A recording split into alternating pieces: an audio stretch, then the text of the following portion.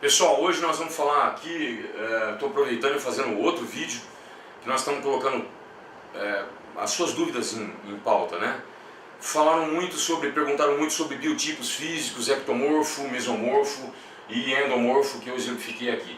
Nós colocamos esse exemplo para dar uma geral para vocês. Na verdade, se eu colocar exemplos de quem é mesomorfo, endomorfo e ectomorfo, tem uma série de confusões. A lei desde Liprist até Arnold Schwarzenegger e tudo mais. Para citar determinados atletas, não. Na verdade, nós vamos explicar o porquê. Cada um deles tem uma metodologia de treino diferente? Não. O treino pode ser a mesma coisa, só pode ser adaptado. Por quê? Porque esse tem uma alavanca mais comprida, o ectomorfo ele tem as alavancas por causa dos fêmurs, dos húmeros e das próprias articulações terem menos flexibilidade. Na verdade, não é flexibilidade, pelo fato da alavanca ser muito longa, ele tem uma certa dificuldade em alguns movimentos. O mesomorfo é mais adaptado para o treino de musculação, porque a biomecânica fica mais aplicada para ele. Ele não é nem tão alto nem tão baixo. E outra, ele tem a linha de cintura e de quadris esguios, o que facilita algum posicionamento em algumas máquinas ou algum movimento. Por isso que normalmente, você olhando um mesomorfo, automaticamente você associa ele com um atleta musculoso e ele com um atleta magro e ele com um atleta gordo. Mas não é bem assim, porque existem diversos endomorfos que são campeões de fisiculturismo. E existem diversos ectomorfos que são campeões de fisiculturismo e que ganham overais. Da Class 1, por exemplo, na NABA, ou um cara muito alto, Júlio Balestrini é um cara que é ectomorfo puro. Por quê? Porque ele é bem alto, as juntas dos ligamentos são bem finos e ele é um dos maiores bodybuilders do Brasil, meu amigo pessoal, um dos caras que mais entendem de biomecânica aplicada, além de ser um cara excepcional em dietas. Ele que prepara o Edilson de Oliveira, outro amigo meu, ele prepara um monte de atletas e é o cara que participa de Arnold Classic. Já era para ter se dado melhor ainda. Um grande abraço para você, Júlio. Não preciso nem te falar que eu sou mais um dos seus fãs. E esse é um exemplo básico. E o Júlio se transformou em um dos maiores bodybuilders do Brasil.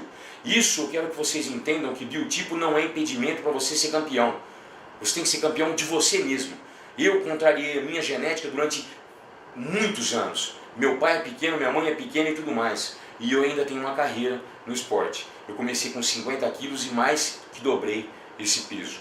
Nós vamos falar sobre surpresas, sobre fórmulas milagrosas? Não. Se existisse fórmulas milagrosas, todos os meninos e garotões que querem ficar grandes e querem ficar bons em 3 meses para o verão, conseguiriam. Por que não consegue? Porque não tem a carga aqui, ó, nas costas como eu tenho. Como eu tenho e como outros, como o Júlio Balestrini tem. Então ele contrariou a natureza dele. Voltando ao assunto. O endomorfo, ele tem uma produção menor normalmente de tireoide. Ele tem uma tendência maior a engordar, principalmente na linha de cintura. E a própria estrutura óssea do quadril dele é mais larga. O ectomorfo é o mais fino de todos da linha de cintura e de quadril. E o mesomorfo é o meio termo. Até pelo fato da linha de ossatura de quadril, de ossatura de ombro ser mais larga. Normalmente o endomorfo, ele não precisa obrigatoriamente ter a linha de cintura escapular mais estreita, não é isso. É porque a linha de quadril e linha de cintura é mais larga. Então automaticamente o visual fica menos triangular. E o mesomorfo, por isso que é mais bem adaptado à musculação. Mas isso você pode mudar com biomecânica aplicada. Se você encher esse cara aqui de deltoide lateral, e ele, como normalmente o ectomorfo é um cara com muito pouca quantidade de gordura, você pode ver que a maior parte, vocês podem perceber isso com seus familiares, amigos. Os caras, normalmente ectomorfos assim, comem pra caramba, tem um metabolismo extremamente acelerado. Como a estrutura óssea é comprida, as inserções musculares são compridas. Então o cara tem dificuldade para ganhar massa muscular, mas ao mesmo tempo tem uma grande facilidade para definição.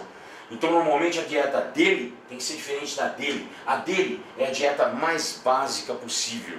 Por quê? Porque ainda o básico para essas coisas funciona na musculação. Agora para ele, fazendo uma hipercaloria, ele só vai ter benefícios. Para ele, uma hipocaloria vai ter só benefícios. Normalmente o endomorfo, ele tem que ficar preocupado a hora inteira com o body fat, porque ele tem uma linha de cintura muito larga. E aí a linha de cintura muito larga, ele em offs muito gordos, estilo off do Liprist, por exemplo. Infelizmente ele fazia uns offs que eu particularmente não concordo. mas ele é o lipriste e eu sou só o sardinha. Mas eu não gosto, né? Eu tô fora de dieta, acabou os campeonatos e tudo mais. E, modéstia à parte, estou de dieta. Ou seja, eu subo as calorias da alimentação, mas eu como coisa boa.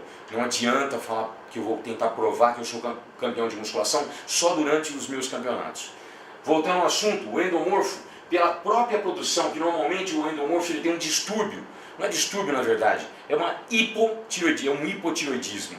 E o ectomorfo geralmente, estou falando como geralmente, não significa como regra básica, mas a facilidade dele de metabolizar caloria não é só pelo fato de ele ser longo, é porque a tireoide é acelerada.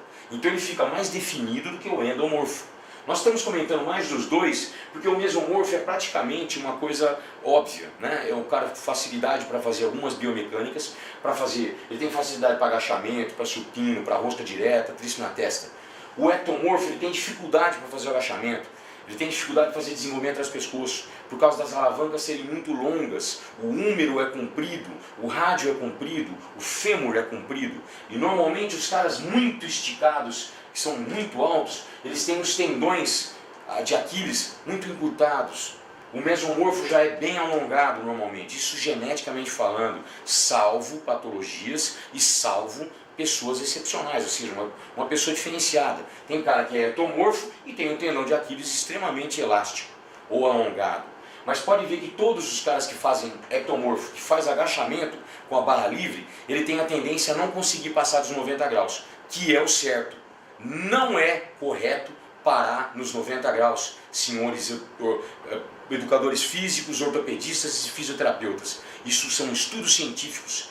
Fábio Gianola já comprovou isso, meu grande mestre de biomecânica e de arbitragem, Fábio Gianola, um dos melhores profissionais que eu conheci, árbitro internacional, um senhor professor, que já lutava com isso para fazer um estudo científico comprovando que o agachamento, passando dos 90 graus, você não cancela os movimentos, o movimento de excêntrico para um movimento concêntrico. Quando você para nos 90 graus e volta para a concentricidade do movimento, você congela aqueles músculos que estão estabilizando a descida. A descida fica uniforme porque tem um monte de músculo trabalhando junto. Quando você para nos 90 e inicia a subida, é o problema. É exatamente aí que o tendão patelar e o tendão do quadríceps sofrem. Se você passa um pouco do 90, com a lombar travada, você protege a tua articulação. A hiperextensão do tendão patelar não é problema para o agachamento. Tá? Isso é científico, é só lhe caçarem. Caçem um pouco sobre o agachamento completo ou o agachamento 90 graus. E além do tudo, quando você passa 90 graus, trabalha mais ainda glúteos. Para as meninas que ficam agachando com 90 graus, com os pés para frente. Esse é um movimento específico. Agachamento é passar de 90 graus. Ok? E o ectomorfo, ele tem que colocar um calçozinho nos calcâneos, nos calcanhares. Geralmente uma anilha de 3, de 2 quilos. Por quê? Porque aí ele vai tirar essa falta de alongamento do tendão de Aquiles e vai fazer com que ele possibilite o agachamento abaixo de 90 graus. É problemático para ele. Então, as alavancas do mesomorfo são mais fáceis de serem executadas. Do ectomorfo, ele tem facilidade para algumas coisas. Por exemplo, o Usain Bolt, com essa ectomorfia, o cara colocou músculo, densidade, explosão muscular, campeão mundial, recordista, fenômeno. E é um ectomorfo. Quantos ectomorfos que são campeões, como o próprio Michael Phelps, é um ectomorfo puro. Como é que o cara consegue aquela amplitude, aquela envergadura de braços?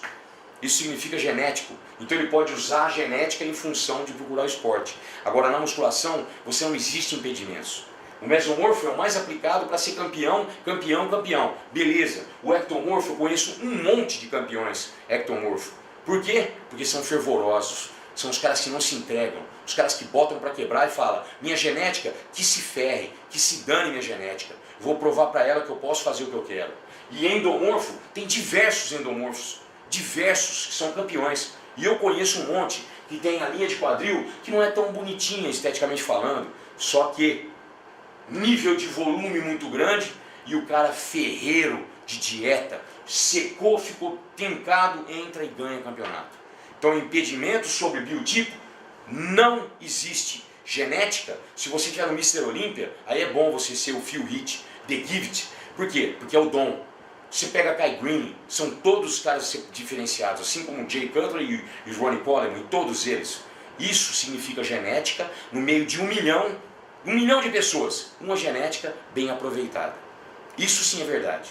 Agora, o endo pode ser campeão, o meso pode ser campeão e o ecto pode ser campeão. A dieta dele hipercalórica, por causa da produção de tireoide, por causa da quantidade de metabolismo acelerado e por causa da definição muscular óbvia. E por causa de serem músculos longilíneos, difíceis de você, aos olhos, de preencher aquela estrutura óssea de músculo. O mesomorfo, facilidade, dieta básica, treinos básicos, pouca dificuldade de alavancas. E o endomorfo, algumas alavancas, tem diversos endomorfos que são campeões mundiais, a maior parte, aliás, de agachamento. Existem endomorfos que são fenômenos do Strongest Man. Por quê? Porque tem um nível de gordura maior, mas tem muito músculo por baixo. Então são campeões também. A dieta hipocalórica. Por quê? Porque sempre vai se manter mais magro do que a genética dele quer. Isso significa que cada um deles pode ser campeão. Então se você se enquadra em cada um desses, entenda como um vídeo motivacional. Genética não é impedimento de ninguém ser campeão. Principalmente campeão na vida. Ok? Espero ter ajudado a todos vocês.